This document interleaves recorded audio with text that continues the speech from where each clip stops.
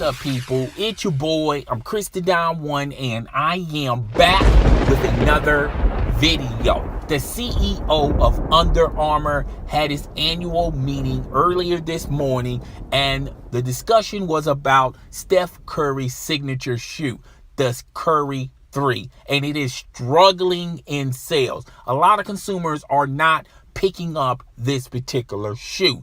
Now, also in that same meeting, the CEO of Under Armour was saying a lot of athletes that are signed under their umbrella are having a hard time of getting consumers to not only buy their merchandise, but buy their shoes in general. So it is just not Steph Curry, all right? Now, remember last year when Steph Curry introduced the Steph 2, a lot of people were not feeling that shoe.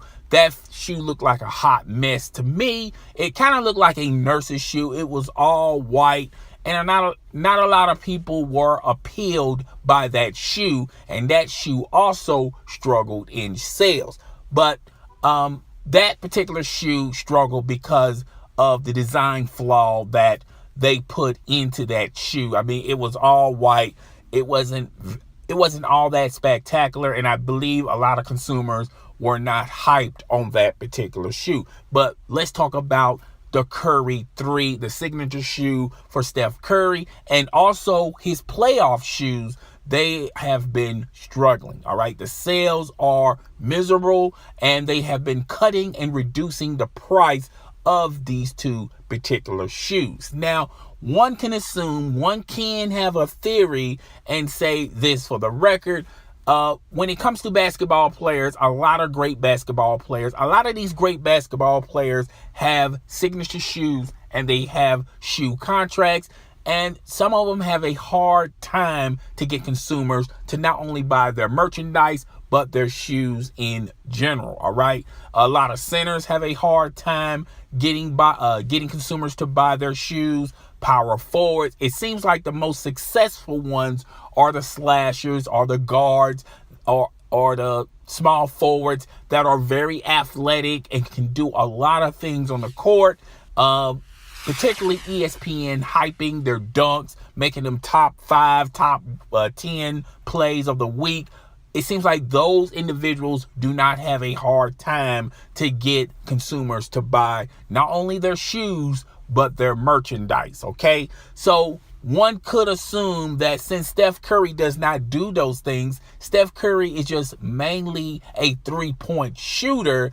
It's just not a lot of appeal and not a lot of excitement for consumers to buy his shoes.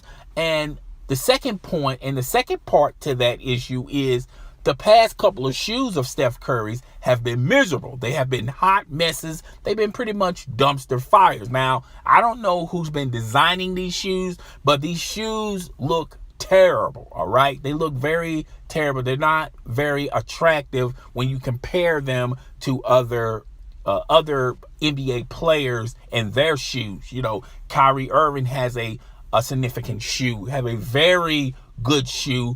And LeBron James, it just seems like when you just slap LeBron James' name on a shoe, those shoes will sell. But LeBron James, too, have been feeling these issues. The LeBrons are not surpassing the Jordan signature shoe line, but it is a very profitable shoe, okay? But that's what's going on. I will have the article in the description. Darren Ravel, he's on ESPN. He printed this article up about the annual meetings of Under Armour and what the CEO said about not only Steph Curry, but other athletes having a hard time. The struggle is real for these athletes when it comes to consumers buying their merchandise as well as their signature shoes. But guys, tell me what you think out there. Rate, comment, subscribe. It's your boy. I'm Christodon1, and I am out.